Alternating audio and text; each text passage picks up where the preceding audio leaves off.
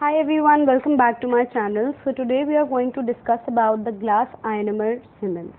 So I hope you have a rough idea of what glass ionomer cements are. तो basically कुछ ऐसे cements होते हैं जिनका वेरियस फंक्शन होता है, या तो आप उन्हें as a restorative material use कर सकते हो या as a base liner use कर सकते हो, इनको बिल्डअप यूज़ कर सकते हो. उनमें से एक होता है glass ionomer cement which is most commonly used in dentistry. So first thing you need to know is that glass ionomer cement is nothing but a tooth colored restorative material. Never forget that this is a tooth colored restorative material. That is the reason कि ये इतना widely use होता है dentistry में, क्योंकि not everyone is strong enough to go for the composite restoration, especially in the anterior regions जहाँ पर आपको main aesthetic ही important होता है, वहाँ पर आप glass ionomer cements भी use कर सकते हैं. And this term was given by Wilson and Kent. So this is a Viva question. Very easily people can ask this question to you in Viva, that who gave the term GIC or who gave you GIC. So it was Wilson and Kent who gave GIC. The next thing you can see, this is how it looks like.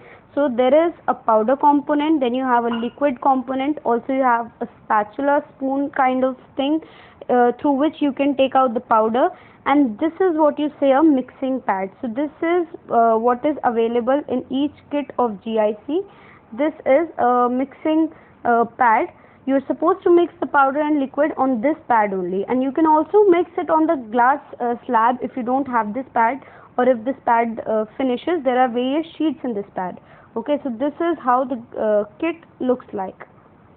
Now, why is it said to be the glass ionomer cement? Why is it only said to be the glass ionomer cement and nothing else? The only reason is that there are glass particles in this glass ionomer cements. Okay, these are the small glass particles, and whenever these particles they come in contact with the liquid. मैंने पीछे दिखाया, there was a powder and a liquid. So whenever these particles, these glass particles come in contact with liquid, they form a ionic bond. Which kind of bond do they form? The ionic bond. So this ionic bond is the reason that this is said to be the glass ionomer cement, because the glass particles here are bound by the ionic bonds. The next thing is the types of GIC. This is very important question. Many a time when you are having practicals, so at that time at spotters you can find GIC, and usually you will get the question that what is this material. You will have to detect, you will have to identify the spotter there, and they can ask you to write about the types of GIC, or they can also ask you to write about the composition. So first we will be talking about the types of GIC. So now you see GIC is total of 9 types. The first is the luting type, then you have the restoration type, then you have as liners and bases type 3, type 4 is pits and fissure sealants, type 5 is orthodontic bracket sealants, type 6 is core buildup, type 7 is high fluoride releasing GIC, type 8 is the AST. So ART, this is most commonly known as the ART type, and this is the atraumatic restorative treatment. So basically this particular type of GIC is not going to provide any kind of trauma to the patient. In general conditions also you're not supposed to have any trauma while you're treating your patients, but this is the most specialized form. Then the last one is the pediatric glass ionomer cement, which is mainly used in the children, because it is pediatric, so it is most commonly used in children. The next is the composition of the GIC. You have two things here, the powder bottle and the liquid bottle. First, looking what powder has. Powder will have silica in it, alumina in it, calcium fluoride in it, sodium fluoride in it, and aluminium fluoride in it, whereas liquid is going to have a major as the polyacrylic acid. The polyacrylic acid is going to be the major component. ये तो नाम भूलना ही नहीं है बिल्कुल भी. Then it is having tartaric acid and water in it. So this is the composition of GIC. Make sure you're very thorough with the composition and the types of GIC. You will definitely ask them this in the spotters.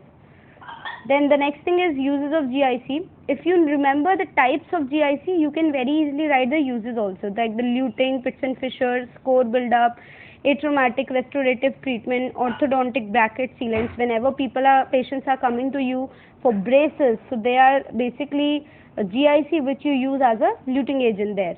And the last is the sandwich technique. I also have a video on what is sandwich technique. So those of you who don't know what sandwich technique is, you can follow that. The next thing is manipulation of how you're supposed to mix GIC. So always remember the ratio is going to be 3:1. So powder will be 3 scoops and there will be a drop of liquid which you will see. So the manipulation ratio is 3:1. You're always supposed to mix the powder in the liquid. Do not forget, do not ever do this that you're mixing liquid in the powder, because powder का quantity बहुत ज़्यादा है और अगर आप उसमें वो liquid mix करोगे तो वो liquid गायब हो जाएगा, आपका वो powder mix ही नहीं होगा homogeneously.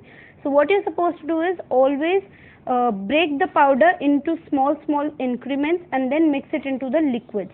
And while you're mixing it, you have to mix it really quick and vigorously, as it is having slow mixing time. So when you will get a ball kind of consistency, that means that the mix is ready to be condensed into the cavity. The last thing is that you're always supposed to mix it on the mixing pad, or if you don't have a mixing pad, you can mix it on the glass slab.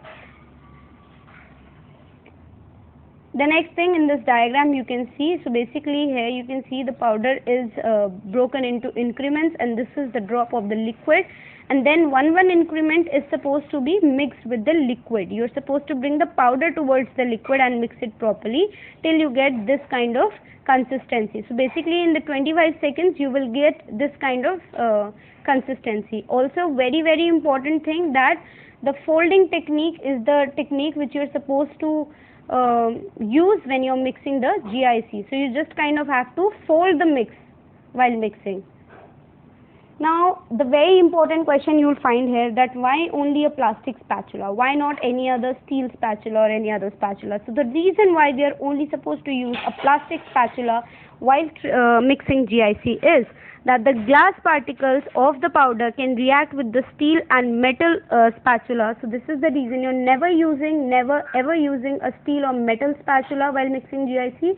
You're always supposed to use a plastic spatula, or you also can say it as a gauge spatula. So if this video was helpful to you, please do subscribe to my channel. Also like and share my video with your friends so that they can also understand what GIC is about.